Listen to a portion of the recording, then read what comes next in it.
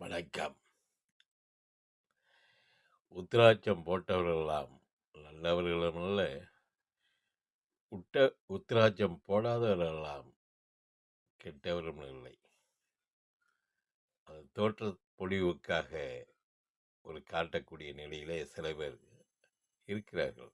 தொழில்நிலையாக ஒரு சம்பவம் அடியேன்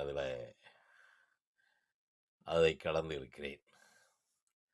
என்னன்னா, ஒரு வீடு கட்டி கொடுக்கக்கூடிய ஒரு கான்ட்ராக்ட் செய்யக்கூடிய நிலை உள்ளவர் அடியனுக்கு அறிந்தவர் தான்.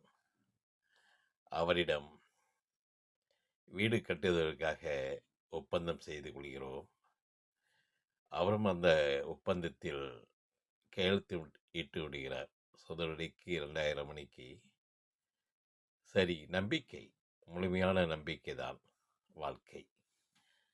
நம்பி அவரிடம் கேட்க அமௌண்ட் கொடுத்து விடுகிறது. அமௌண்ட்டை கேட்கும் போதெல்லாம் கொடுத்து விடுகிறது. விட்டவுடனே அவர் என்ன பண்ணுகிறார், கட்டுகிறார். கட்டிக்கொண்டு இருக்கும்போதே கொடுத்த அமௌண்ட் எல்லாம் தன்னுடைய செலவுக்காக, அவசர தேவைக்காக, மருத்துவம், வித்து அவர் மகன் கல்யாணம், மருமகன் மருந்தை குடிக்கிறதுக்கு அதுக்கு செலவு, இப்படியாக வாங்கி அதில் செலவிட்டுக் கொள்கிறார். நம்மளுடைய டிஸ்டன்ஸு, அவர் கட்டும் இடம் ஒரு 30 கிலோமீட்டருக்கு 40 கிலோமீட்டர் தள்ளி, நம்ம வசிக்கும் இடம் 40 கிலோமீட்டர் தொலைவில் ஒரு நம்பிக்கையில் போய்கொண்டு இருக்கிறது. கடைசியில் அவர் முடியாத நிலையிலே ஒதுங்க நினைக்கிறார். இடையில ஏன் இப்படி செய்கிறீங்க அப்படின்னு பேச்சுக்காலுக்கு வரும்போது, எனக்கு முடியல, வேற ஆளை வச்சு பார்த்துக்கங்கிறார். கடைசியில் என்ன ஆகுதுன்னா, உதறிடுறார். உதறிட்டு, நான் இதுவரை கட்டினதுக்கு நீங்கள் கொடுத்த ரூபாய் கட்டிவிட்டு என்ன உதவி விடுகிறார்.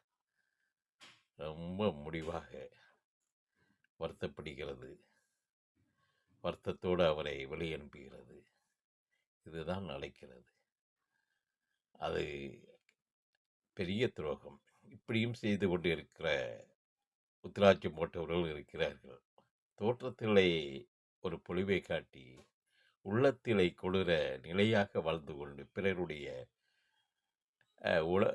உழைப்பிலும் பிறருடைய நிலையிலே அதை அபகரிக்கக்கூடிய நிலையில் தான் வாழ்கிறார்கள்.